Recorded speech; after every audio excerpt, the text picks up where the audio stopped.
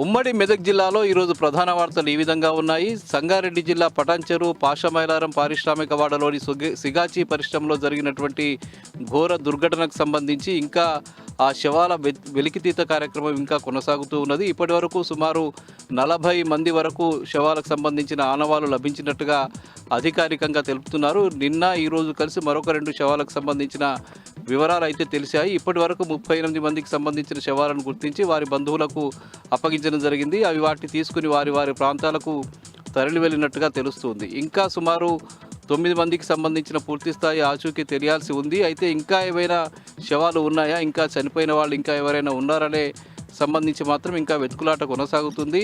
ఈ పరిశ్రమకు సంబంధించిన చెదారాన్ని, మిగతా ప్రాంతాన్ని, శకలాలన్నింటినీ కూడా తీసుకువెళ్ళి పక్కనున్నటువంటి ఒక పారిశ్రమకు సంబంధించిన మైదాన ప్రాంతంలో వేయడం జరిగింది. ఆ మైదాన ప్రాంతంలో వెతుకులాట కొనసాగుతుంది. అటు ఎన్డీఆర్ఎఫ్కి సంబంధించిన బృందాలు, మరికొంతమంది బొగ్గుగని కార్మికులకు సంబంధించిన నిపుణులు, అట్లాగే మరికొంతమంది మున్సిపాలిటీ తదితర కార్మిక వర్గాలకు సంబంధించిన వాళ్ళంతా కూడా ఆ ప్రాంతానికి వెళ్ళి మొత్తంగా వెతుకుతున్నటువంటి పరిస్థితి కనిపిస్తూ ఉన్నది.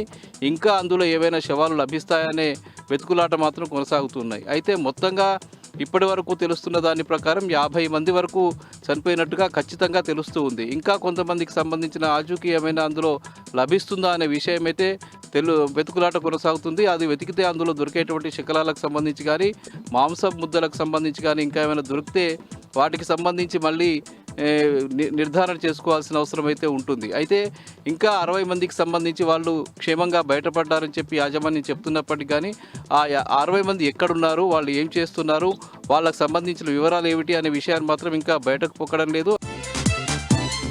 ఇక దుబ్బాకలో ఎమ్మెల్యే కొత్త ప్రభాకర్ రెడ్డి పర్యటించారు. ఆయన దుబ్బాక మండలంలోని భూంపల్లి, అక్బర్పేట మండలాల్లో జరిగినటువంటి పలు కార్యక్రమాల్లో ఆయన పాల్గొన్నారు. అటు ఆసుపత్రిని ఆకస్మికంగా తనిఖీ చేసి అక్కడ రోగులకు వైద్య సేవలు ఏ విధంగా అందుతున్నాయో ఆ వైద్యులను అడిగి తెలుసుకున్నారు. రోగులకు ఎలాంటి ఇబ్బందులు కలగకుండా వైద్య సేవలు అందించాలని చెప్పి ఈ సందర్భంగా ఆయన అధికారులను, అటు వైద్యులను కూడా ఆదేశించడం జరిగింది. మరోవైపు అక్కడ జెడ్పీహెచ్ఎస్ పాఠశాలలో కూడా జరిగినటువంటి కార్యక్రమంలో ఆయన పాల్గొని విద్యార్థులకు దిశానిర్దేశం చేశారు.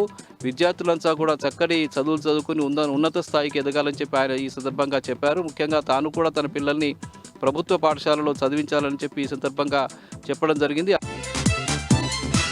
ఇక సిద్దిపేట జిల్లాలో కాంగ్రెస్ పార్టీకి సంబంధించిన నాయకుల ఆగడాలు పూర్తిగా మిన్నంటిపోయినటువంటి పరిస్థితి నెలకొని ఉన్నది. చాలా గ్రామాల్లో, చాలా మండలాల్లో అక్కడ పనిచేస్తున్నటువంటి అధికారులను తీవ్రస్థాయిలో ఒత్తిడికి గురిచేస్తూ, బెదిరింపులకు గురిచేస్తూ వాళ్లను వేధిస్తున్నటువంటి పరిస్థితి నెలకొంది. ఈ నేపథ్యంలోనే నంగునూరు మండలానికి సంబంధించిన మండల పరిషత్ కార్యాలయంలో పనిచేస్తున్నటువంటి ప్రభాకర్ రావు అనే ఒక ఉద్యోగి ఏకంగా తాను ఆ మండలంలో పని చేయలేరని, తనను మరో మండలానికి బదిలీ చేయాలని చెప్పి ఆయన అధికారులకు వినతిపత్రం సమర్పించుకున్నటువంటి పరిస్థితి ఉంది. జాయింట్ కలెక్టర్కు లిఖితపూర్వకంగా ఆయన దరఖాస్తు కూడా చేసుకున్నాడు. ముఖ్యంగా ఆ మండలానికి సంబంధించిన కాంగ్రెస్ పార్టీ నాయకులు తనను రకరకాలుగా వేధిస్తున్నారని చెప్పి ఆయన ఈ సందర్భంగా తన లిఖితపూర్వకంగా పేర్కొన్నటువంటి దరఖాస్తులో చెప్పారు. ముఖ్యంగా అనేక విషయాల మీద తనపై దాడికి కూడా వచ్చారని చెప్పి ఆయన చెప్పడం జరిగింది. ఇక ఈరోజు సిద్దిపేట నియోజకవర్గంలోని నంగునూరు, చిన్నకోడు ప్రాంతాలకు సంబంధించిన బీఆర్ఎస్ పార్టీ నాయకులు మీడియా సమావేశాలు ఏర్పాటు చేశారు. ప్రధానంగా రాష్ట్ర ప్రభుత్వం రైతుల సమస్యలపై తీవ్రమైనటువంటి సాచివేత ధోరణిని అవలంబిస్తున్నదని చెప్పి వాళ్ళు చెప్పడం జరిగింది. ముఖ్యంగా నియోజకవర్గంలో, జిల్లాలో పూర్తి స్థాయిలో ఎరువులకు సంబంధించి, విత్తనాలకు సంబంధించిన కొరత ఉన్నప్పటికీ కూడా అటు ప్రభుత్వం ఏమాత్రం పట్టించుకోవడం లేదని చెప్పి వాళ్ళు చెప్పారు. ముఖ్యంగా రైతులంతా కూడా ఆగ్రో సెంటర్ల వద్దకు, దుకాణాల చుట్టూ తిరుగుతున్నా కూడా యూరియా బస్తాలు, విత్తనాల బస్తాలు దొరకడం లేదని చెప్పి వాళ్ళు చెప్పడం జరిగింది. ఒకవేళ మరొక వారం 10 రోజుల్లో రైతుల యొక్క సమస్యలు పరిష్కరించకపోతే పెద్ద ఎత్తున ప్రజా ఉద్యమాలు చేపడతామని చెప్పి నంగునూరు మండలానికి సంబంధించిన నాయకులు, అట్లాగే చిన్నకోడూరు మండలానికి సంబంధించిన నాయకులు కూడా హెచ్చరించడం జరిగింది. ఇవి ప్రధానంగా ఈరోజు ఉమ్మడి మెదక్ జిల్లాలో ఉన్న వార్తలు.